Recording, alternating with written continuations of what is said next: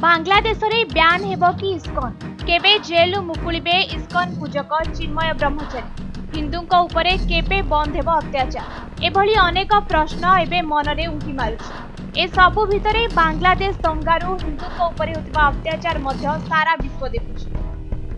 तेबे कहानी एबे एक नुआ मोड़ नेछि, कारण मोहम्मद यूनुस को प्रेस सेक्रेटरी एक वीडियो जरिया एपरी किछि कहिसंती जहा एबे भारतर चिंता बढ़ाई दैछि। गोटे पटे बांग्लादेश चक्रमरे भयंकर दंगा चली एथिरे सीधा सड़क संख्यालघु हिंदू को टार्गेट करा जाउछि। मात्र अन्य पटे यूनुस को सेक्रेटरी सफिकुल आलम ए घटना को मिथ्या कहिसंती। से कहिसंती कि बांग्लादेश रे हिंदू को सुरक्षा दिया जाउछि। एठारे हिंदू माने संपूर्ण भावे सुरक्षित अछंती। केवल हिंदू नुहे कौनसी संख्यालघु लोकंक उपरे एठारे आक्रमण करा जाय नाही। भारत निकटरे भूल खबर पहुंची। एपरिकी भारतीय गणमाध्यम मध्य भूल खबर प्रसारित करुछि। दुई देश भितरे सठिक भावे जोगाजोग होई पारि नाही। हिंदू को नहीं जेउ सब खबर सुनिबा को मिलिछि ताहा एक प्रकार भूल तथ्य अटे बा मिस इनफॉरमेशन।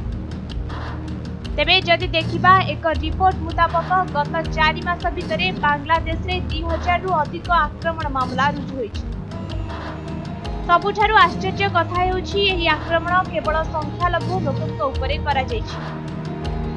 मुख्यतः हिंदू, ख्रिस्टियन और बुद्धिस्ट लोकंक उपरे एही आक्रमण होइतबा प्रमाण मध्य रहिछि।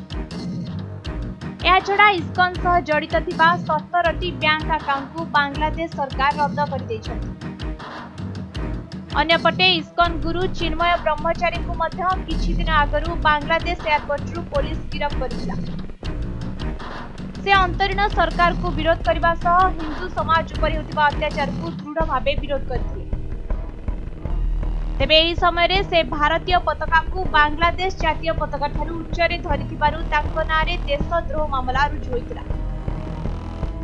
तेबे अन्यपटे जदि देखिबा किछि दिन आगरु भारत सह एक इस्राएल पताका को अंका जाइथिबार बांग्लादेश रे देखबाक मिलिथिला। एही पताका उपरे किछि लोक जोता पिंधी चाली करि जाउथिले। बांग्लादेश यूनिवर्सिटी बाहर एहाको पेंटिंग करा जाइथिला। समस्त कॉलेज छात्र छात्री एहा ऊपर देई चाली करि जाउथिले, जेउथरे कि भारतीय पताका को संपूर्ण भावे असम्मानित करा जाउथिला। एणु ए सबु को देखा गले भारत को बांग्लादेश सरकार एक प्रकार टार्गेट करुवा सफा सफा जना पड़छि। ब्यूरो रिपोर्ट समय लाइव।